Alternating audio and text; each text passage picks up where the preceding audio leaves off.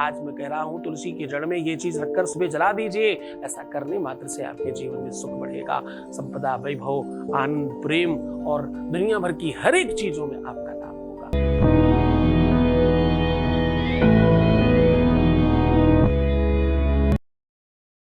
शादी के पहले और शादी के बाद की हर समस्या के समाधान का नाम है, और ये सब निरंतर जारी है, क्योंकि गीता, वेद, पुराण, शास्त्र, उपनिषद बड़े बड़े ग्रंथों पर रिसर्च हो रहा है और वो रिसर्च सीधा आपको साझा किया जा रहा है।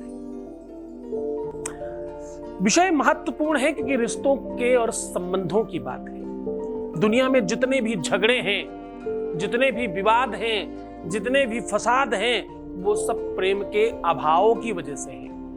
जीवन में प्यार का अभाव है तो झगड़ों का प्रभाव है। जीवन में प्रेम का अभाव आपको बहुत ज्यादा क्षतिग्रस्त कर देता है। कहते हैं तुलसी का पौधा अपने आप में जागृत देवता है। जैसे पौधा कहना अपराध है, तुलसी मैया है, मां है।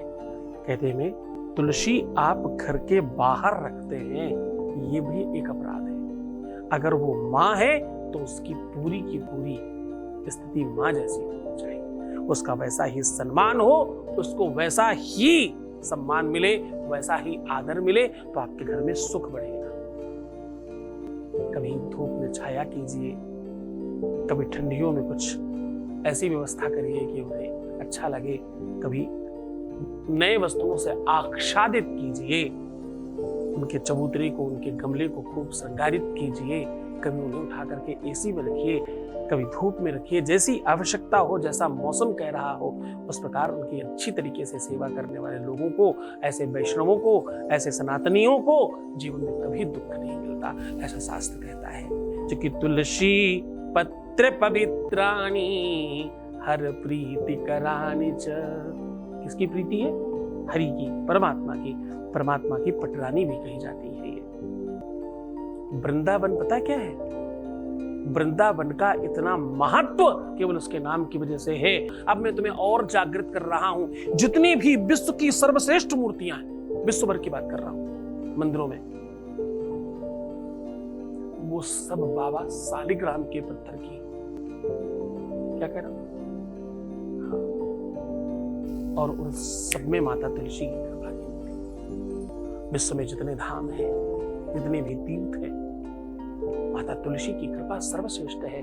इसीलिए माता तुलसी को घर में रखना सबसे सर्वाधिक सुखमय और सबसे ज्यादा आनंद और सबसे ज्यादा भक्ति का काम है। जिस घर में माता तुलसी नहीं चलती, उनके घर में श्रद्धा, भक्ति, धर्म, अध्यात्म और भाग्य नहीं होती। जिस घर में, जिस देहली के ऊपर, जिस परिवार के अंदर माता तुलसी का सम्मान नहीं होता है, दूर तलक उस देहरी के, दूर तलक उस देहरी के भगवान नहीं होता है। एक बड़े अच्छे कवि हैं, उन्होंने लिखा है, जिस घर में, जिस देहली पर, जिस परिवार में तुलसी का सम्मान नहीं होता, दूर तलक उस देहरी के भगवान नहीं होता। साहब, माता तुलसी की अनुकंपा है।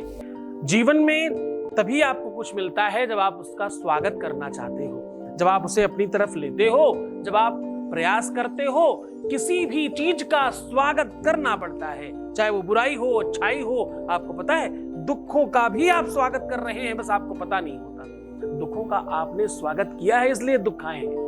सुख का आप स्वागत नहीं करते, इसलिए सुख आपके पास से दूर जा रहा है। सुख और दुख दोनों ही आप स्वयं बुलाते हैं, ये हमने कई बार समझाया है।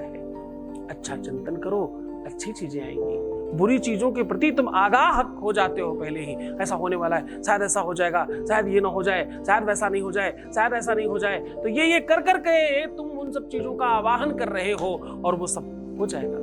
तो तुम बार बार बोलते हो, अच्छा कहो, अच्छा सोचो, अच्छा खाओ, अच्छा पियो, अच्छा बोलो, अच्छा सुनो, अच्छा समझो, अच्छा ही विचार करो, सब अच्छा होगा। इतना सा उपाय को लेकर के चल रहे हैं। बहुत सुंदर सा उपाय, ये तरीका, ये ढंग, ये सिस्टम आपको मजबूत करता है। ये चीज तुलसी के पौधे के पास रख देने मात्र से आपका जीवन ठीक होता है।